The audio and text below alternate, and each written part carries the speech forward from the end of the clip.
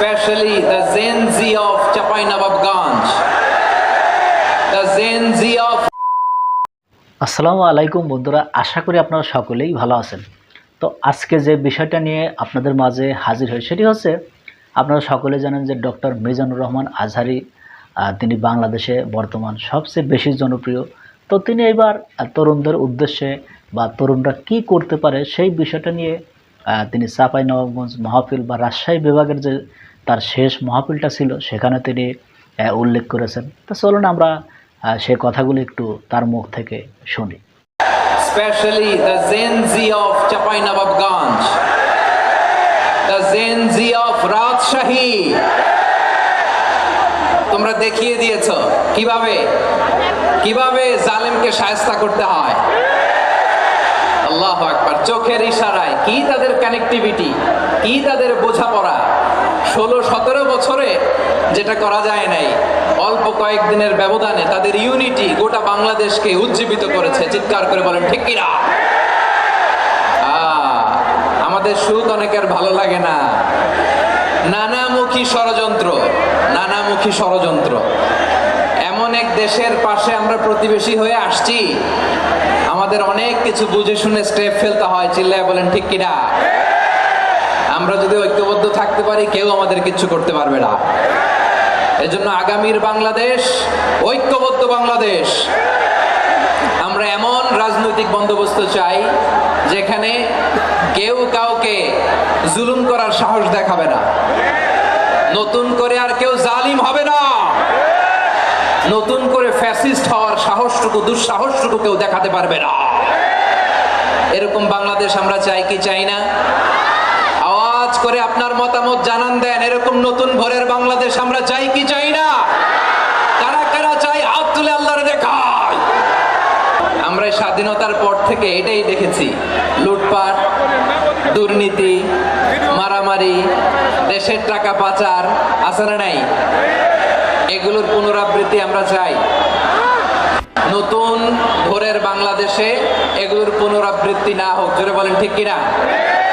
আমাদের বিশ্ববিদ্যালয়ের ক্যাম্পাসগুলোতে রিসার্চ হোক, উন্নত মানের রিসার্চ, গবেষণা হোক, যেরকম আমরা অন্যান্য দেশে দেখি। যেই ছাত্রদের হাতে কলম লেগেছে, ওই হাতে অস্ত্রের স্পর্শ না লাগুক। চিল্লায় বলেন ঠিক কিনা? আমরা নতুন ভোরের বাংলাদেশে বুক বাঁধা স্বপ্ন নিয়ে সামনে আগাতে চাই।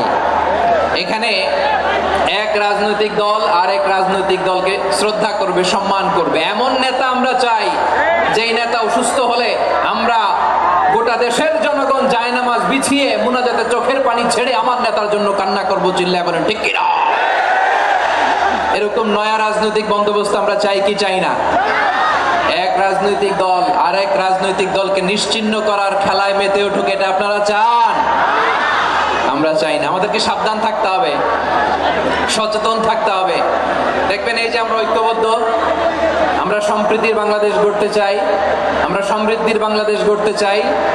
নানা ধরনের চক্রান্ত। রিসেন্টলি দেখবেন এই শান্ত শিষ্ট ইসলাম প্রিয় শান্তিপ্রিয় মুসলিমদেরকে উস্কানি দেয়া হচ্ছে, উত্তেজিত করার জন্য আমার নবীকে গালি দেয়া হচ্ছে।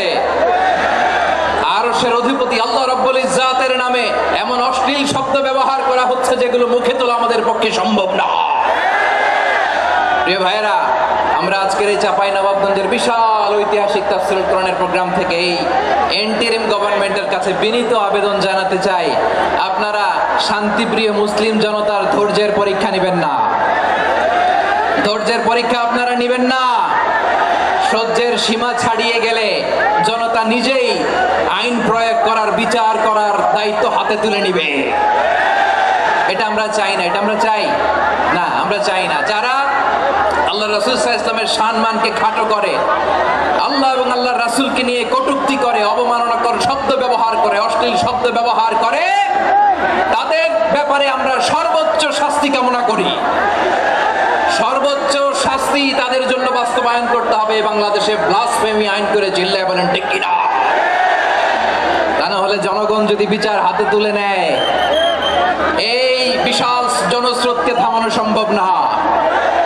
তো বন্ধুরা, আমরা স্ক্রিনে সেই কথাগুলো শুনলাম।